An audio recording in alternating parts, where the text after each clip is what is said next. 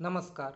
Modern learning में आपका स्वागत है। आज हम आए हैं नए वीडियो के साथ जिसमें सीबीएसई की कक्षा 10वीं के सबसे महत्वपूर्ण पाठ मुहावरे के बारे में जानकारी प्राप्त करेंगे। मुहावरा मूलतः अरबी भाषा का शब्द है जिसका अर्थ है बातचीत करना या उत्तर देना।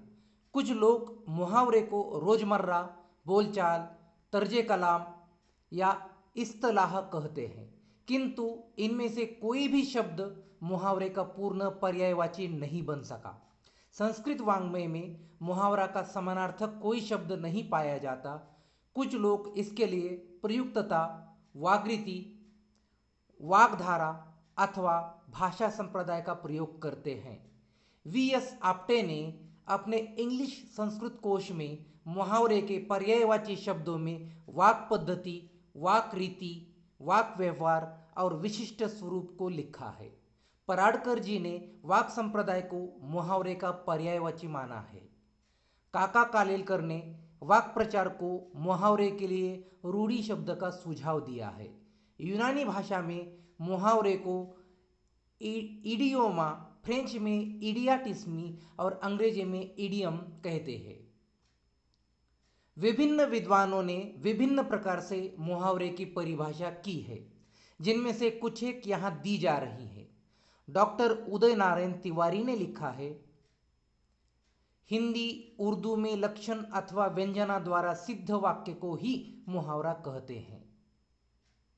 एडवांस लर्नर्स डिक्शनरी में ए.एस.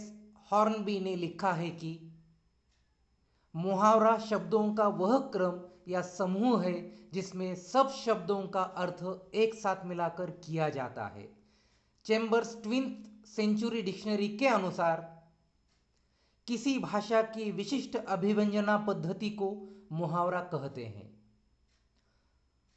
ऑक्सफोर्ड कंसाइज डिक्शनरी के अनुसार किसी भाषा की अभिव्यंजना के विशिष्ट रूप को मुहावरा कहते हैं।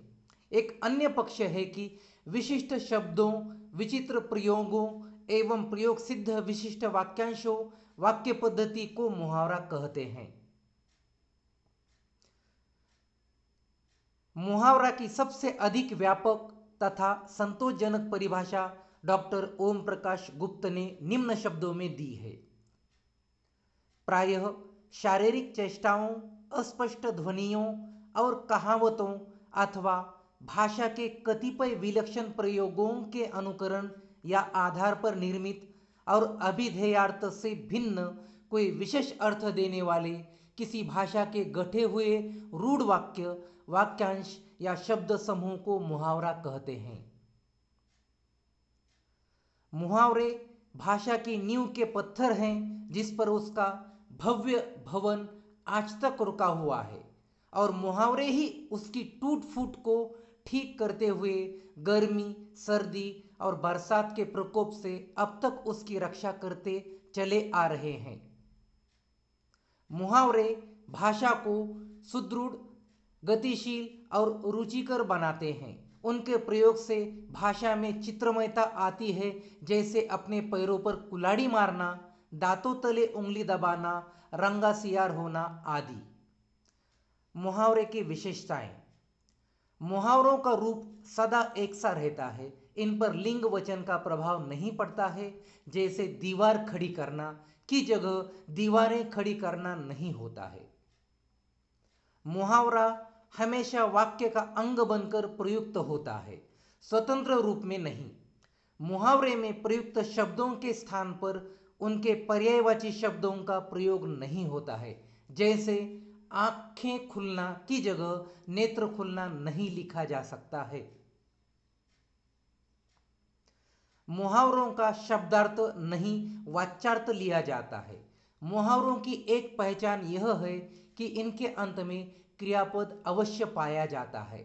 जैसे 9-2-11 होना, गांठ बांध लेना, डेरा डालना, हथेली पर सरसों उगाना आदि।